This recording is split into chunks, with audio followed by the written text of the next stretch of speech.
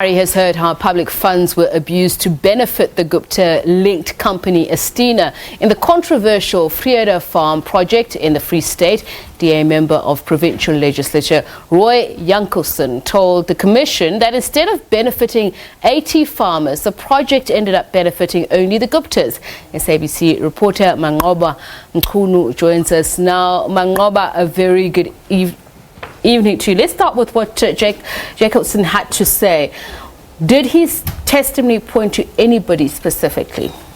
Well, of course, Tepi, so there were quite a number of names that I didn't mention. Of course, one of them being the former agriculture MEC in the Free State, who later became the Minister of Minerals, Manqoba, who, of course, he says was really behind this project. He says that he was involved in the initiation of this so-called project, of course, as part of government's plan to uplift those communities, especially those 80 upcoming farmers that were meant to have benefited from this program. So the name of Manqoba popping up, but of course the name also of the then Premier of the Free State, Estina, also popping up, because he says this was a project of the government, the Free State provincial government, and therefore he believes that they too had a bigger role to play. Of course, you remember that the public protector had issued a report with regards to this matter, clearing the two officials, or not even, mentioning them as being implicated or involved in this project somehow, but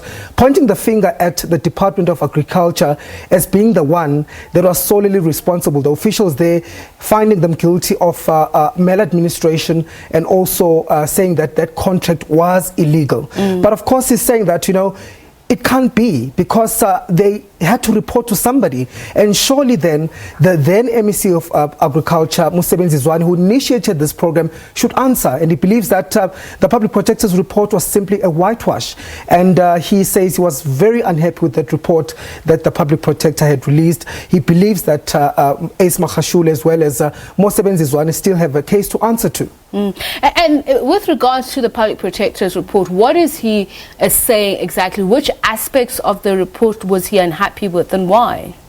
Well, of course he was unhappy with the fact that, there were principals who were behind this. Manqoba, for example, was the agriculture MEC at that point. So he says this report didn't address that issue. They didn't even speak to those senior officials, those senior government officials on the matter, and they didn't interview them. So he says that, they should have done that, because these officials just did not act solely on their own behest. Somebody had to give an instruction. And if there was somebody who was putting pressure for this project, then surely they must answer.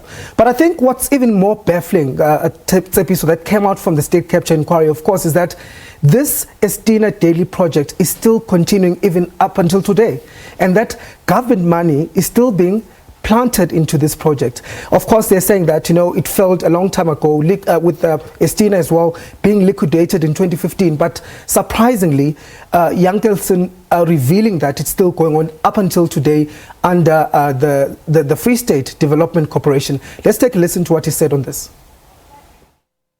The provincial department did continue to fund this project to the tune of 20 million rand a year after the Estina withdrew and the Free State Development Corporation took over this project. So there was funding available from the provincial government to continue with this project.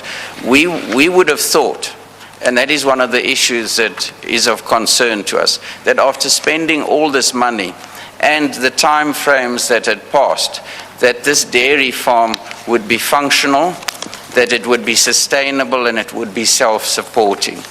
The fact that the provincial department had to continue to put 20 million rand into this project annually, which it is still doing as we speak, indicates that this project is not yet functional. It's not a sound running business concern, and that it still requires a huge amount of government funding.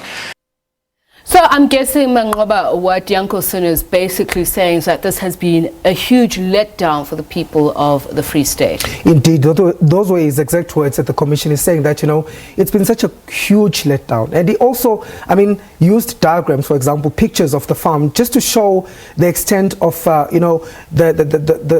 blowing up of prices in terms of some of the prices, or as the wastage that had been, happened as a result of this particular project. Of course, pointing to a simple gate that was constructed at the farm with just 2 walls on the side and a gate, that alone costing 2.6 million rand. And of course, he says this was a clear indication. He says from the onset, it was clear that there were alarm bells with this particular project, and it had the Guptas written all over it. He's saying that, how could a company, Estina, which is owned by somebody in IT, run a dairy project without expertise, without experience? So from the onset, there was a lot of controversy, a lot of questions being raised by this issue. But take a listen to that, Manqoba.